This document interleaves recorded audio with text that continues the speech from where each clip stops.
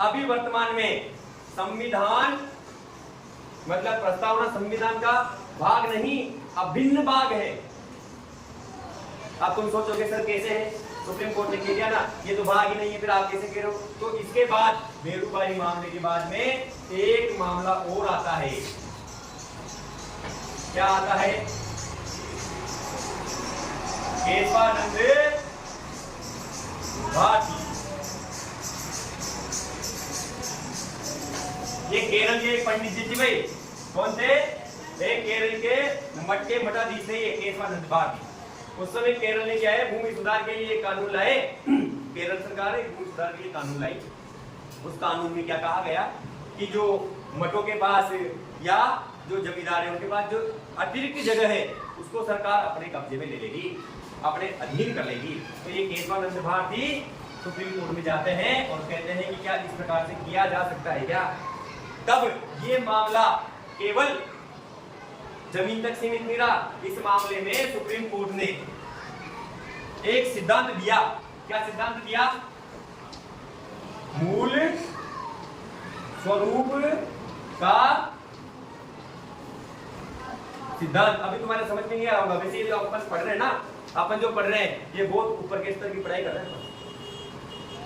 पर अभी अगर अपने को ये समझ में आ जाएगा उच्च स्तर तो नीचे स्तर पर तो अपन खेलेंगे नहीं खेलेंगे। तो समझो सुप्रीम कोर्ट ने उस समय कहा कि संविधान का मूल स्वरूप कभी भी नहीं बिगड़ना चाहिए।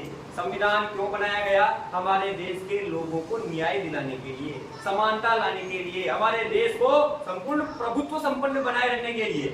तो ये जो मूल स्वरूप है ये नहीं बिगड़ना चाहिए, संविधान का मूल स्वरूप बरकरार रहना चाहिए। किस मामले में कहा गया? केशवानंद भारती मामले में।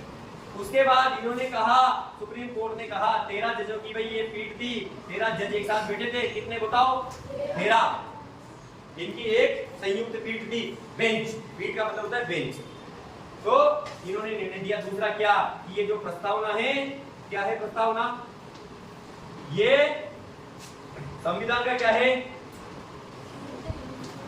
बोलो। अभिन्न अंग, अभिन्न, जिसको भिन्न नहीं किया जा सकता, अलग नहीं किया जा सकता, वो अंग है ये, वो भाग है ये प्रस्तावना। यानी प्रस्तावना के बिना हमारा संविधान अधूरा है। प्रस्तावना को क्या माना गया? संविधान का अभिन्न अंग। कौन से मामले में? केशवानंद भारती मामले में। कब? 1977।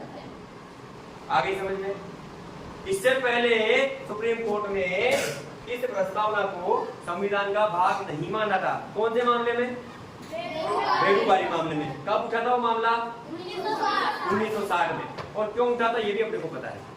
ये हमारी संविधान की प्रस्तावना से संबंधित जो संभावित प्रश्न हमारी परीक्षा में आ सकते हैं मैंने बताया। अब इससे संबंधित मैंने कुछ प्रश्नों का निर्माण किया है। लगभग 30 प्रश्न मैंने बनाए हैं।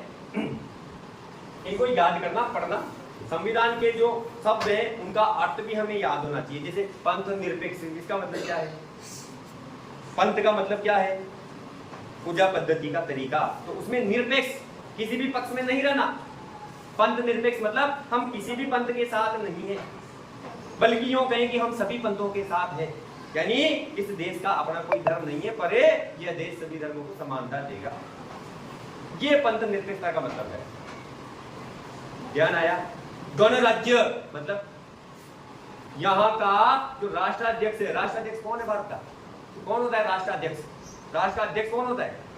प्रथम नागरिक राष्ट्रपति। कौन होता है? राष्ट्रपति। तो वो जनता के द्वारा चुने हुए प्रतिनिधियों द्वारा चुना जाएगा, वंशानुगत नहीं होगा। ऐसा नहीं है भाई मैं राष्ट्रपति तो मेरा बेटा भी राष्ट्रपति बनेगा, फिर उसका बेटा राष्ट्रपति बनेगा। वो कहाँ होता था? कब होता था?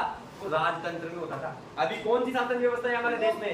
लोकतंत्र। लोकतंत्र के बारे में अब्राहम लिंकन ने एक परिभाषा दी है। क्या? जनता का, जनता के द्वारा, जनता के लिए शासन। जनता का, जनता के लिए, जनता के द्वारा शासन। ये परिभाषा लोकतंत्र की किसने दी है? किसने दी है? बोलो। अब्राहम लिंकन ने। किसने दी है? अब्राहम लिंकन ने। ये हमें याद होनी चाहिए। उन 30 प्रश्नों का अभ्यास अपन कल प्रार्थना में करेंगे। कल तो रविवार है, एक बार कल ये प्रस्तावना की तुम इस प्रस्तावना को याद करके आना, और जो प्रस्तावना को याद करके आ जाएगा उसको मेरी तरफ से 5 रुपए गए।